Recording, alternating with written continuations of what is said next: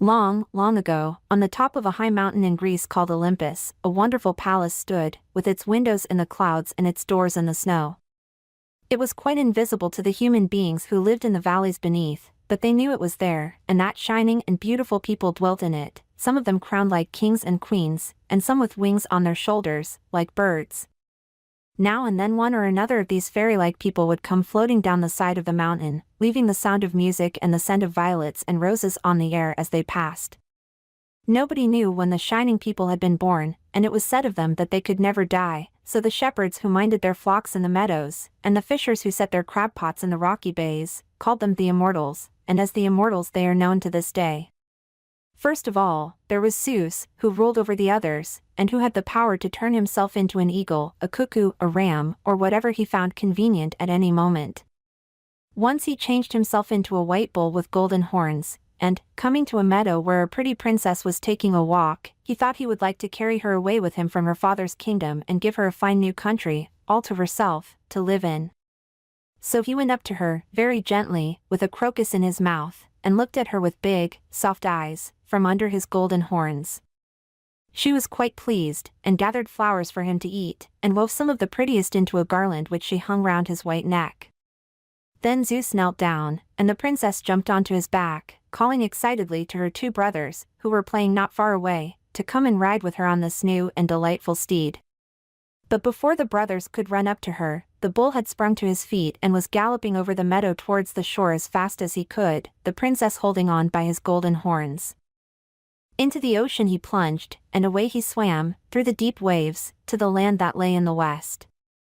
There he set the princess down in a wood and told her he had decided that she was to be the queen of the country, and that, as her name was Europa, it should be called Europe after her.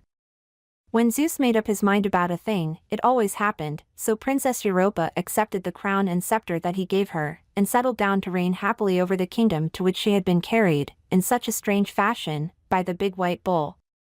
King Zeus, when he was not busy arranging things of this kind among human beings, had to settle many matters for the shining people themselves. One day as he sat on his throne in the glittering palace on top of Mount Olympus, thinking deeply, he suddenly felt movement and bustle going on inside his crowned head. It seemed that something was there which wanted to get out.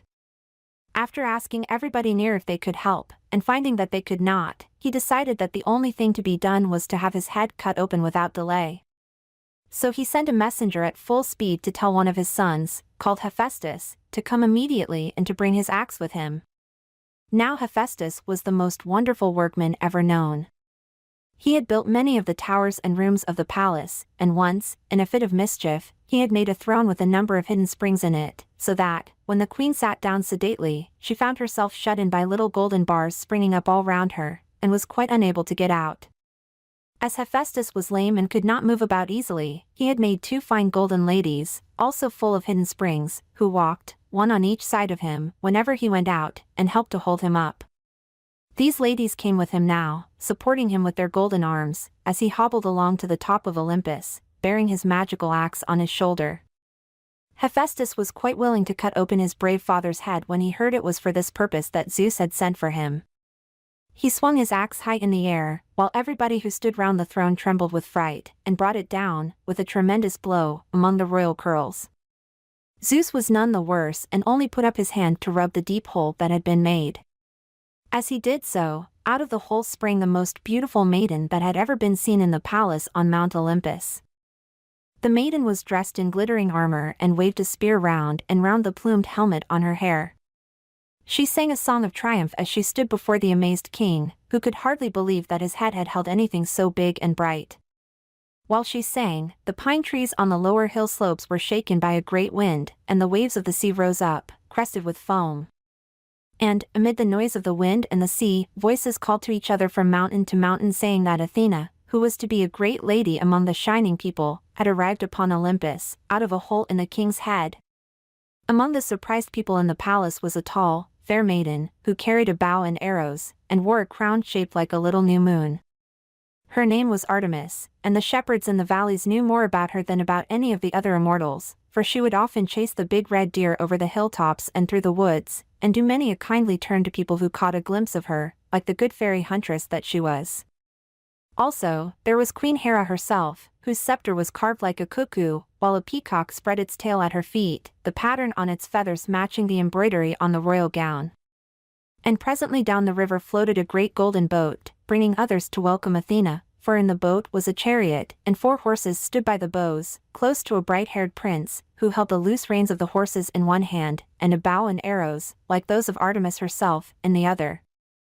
This was Apollo, Artemis's twin brother. All through the day he had been driving the chariot, which carried the sun, across the high blue sky, and now he had come home to Olympus, that he might rest there for a time, before starting afresh the next morning. One night, Apollo surprised the people of Olympus almost as much as they had been surprised by Athena.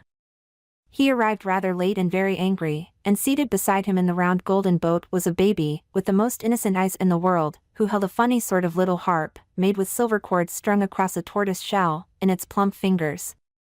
Apollo sprang out of the boat and, leaving the horses and chariot to the nymphs who ran to take them, he hurried with the baby to the throne of Zeus.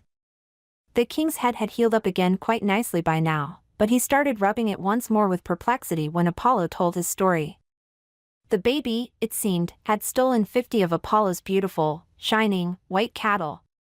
Nobody could really believe it. Apollo's cattle were so big, and the baby was so very small. It smiled cheerfully at the astonished immortals and played funny little tunes on its funny little harp while they all asked it questions at once. Apollo's story was that he had left his cattle grazing peacefully in the meadows, as usual, and that, when he went to look at them, towards evening, they had all disappeared, not leaving even their footprints behind. Instead of the marks of their hoofs, there were broken blossoms, bent rushes, and strewn leaves, as if the meadow had been swept by a great wind.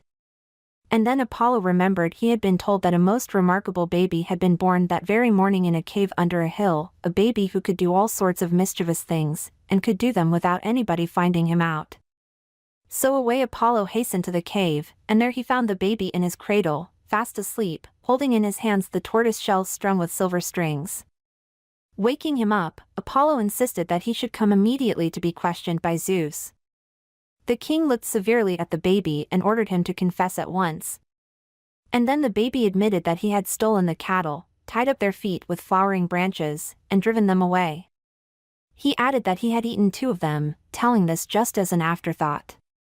But, he said, he would show Apollo where the remaining 48 were hidden, and, to make up for the 2 he had eaten, would give him the tortoise shell, which he had strung with silver that very morning, and which was called a lyre, so that Apollo could play tunes on it whenever he liked.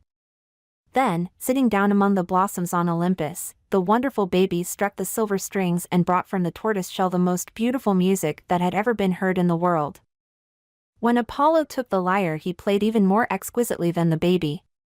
9 charming ladies, who were sitting a long way off, on Mount Parnassus, and were called the Muses, heard the clear notes and began to sing to them more sweetly than nightingales.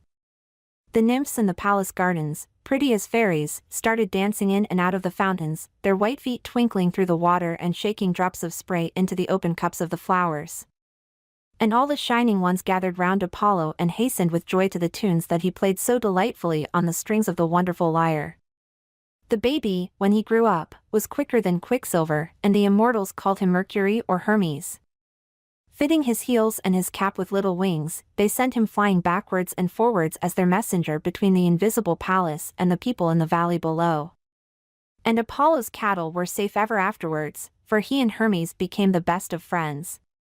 All the inhabitants of Olympus thought a lot of Hermes, and none more than Queen Hera's peacock, for it was through Hermes that it gained the beauty of its tail. The queen was jealous of the pretty maidens to whom the king gave gifts, and one day she turned one of them, a water nymph, into a white cow. It was always guarded by a strange creature, called Argus, with 100 eyes. Only 2 of the eyes went to sleep at the same time, the other 98 stayed wide awake. The poor little white cow could never manage to escape, until one day Hermes sang lovely lullabies so that the eyes went to sleep, one by one, until they were all fast closed, and then he killed the monster, and the white cow turned back into a maiden. But Hera took the 100 eyes and set them, like starry jewels, in her peacock's tail.